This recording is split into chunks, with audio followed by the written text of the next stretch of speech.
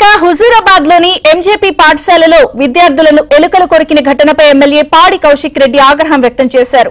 గురుకుల పాఠశాలలో ఎమ్మెల్యే పాడి కౌశిక్ రెడ్డి సందర్శించారు. ఎలుకలు కరిచిన 10 మంది స్టూడెంట్స్ తో ఆయన మాట్లాడారు. విద్యార్థుల పట్ల ఇంతగా నిర్లక్ష్యం వహించిన ప్రిన్సిపల్ ను సస్పెండ్ చేయాలని ఆయన డిమాండ్ చేశారు. ఇక హాస్టల్లో స్టూడెంట్స్ మద్యం సేవించడం, సిగరెట్లు తాగుతున్నారని హాస్టల్ వార్డెన్ పై ఆయన మండిపడ్డారు. ప్రికాషన్స్ తీసుకుంటాం. పిల్లోడు మా దగ్గర ఉంటారు, మాకే కాబట్టి కంపల్సరీ పిల్లలకి మేము వ్యక్తిగత శ్రద్ధ ఉంటుంది. ప్రతి ఒక్క టీచర్ అండి అసలు పూర్తిగా ఉండని ప్రతి క్లాస్ కి ప్రతి హౌస్ మాస్టర్ కి శ్రద్ధగా ఉండాలి. పిల్లల విషయంలో చాలా జాగ్రత్తగా ఉండాలి. చిన్నగైనా కూడా ఏమంటారు, ప్రివెన్షన్ బెటర్ దెన్ క్యూర్ అంటారు. మనకు రాకముందే చిన్నగా అయినా మనం కేర్ తీసుకోవాలి.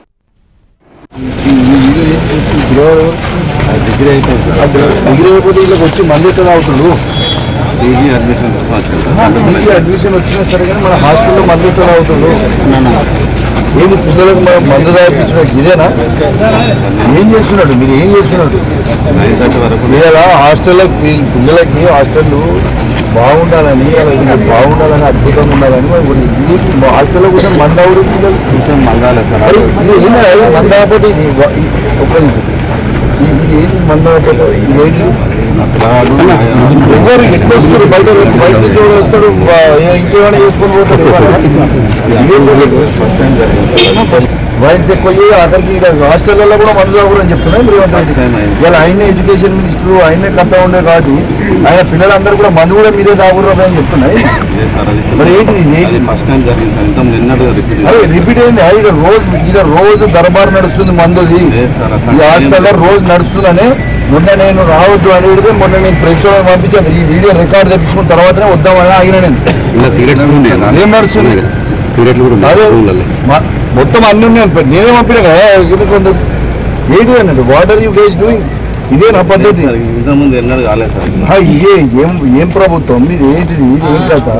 ఏం నడుస్తుంది?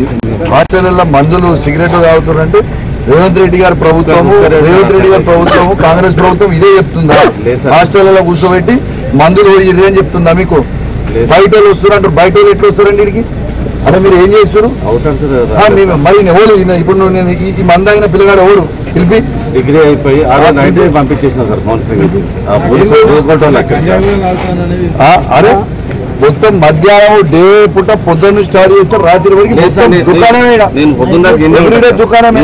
మీరు హాస్టల్కే వచ్చి మొత్తం సీసీటీవీ ఫుటేజ్ తీపియాలి. ఇప్పుడు ఎన్నిసార్లు వస్తున్నావు ఇడికి, ఎన్నిసార్లు పోతావు తీపియాలా? మొత్తం హుజూరాబాద్ టౌన్ లో మొత్తం సీసీటీవీ ఫుటేజ్ ఉంటుంది.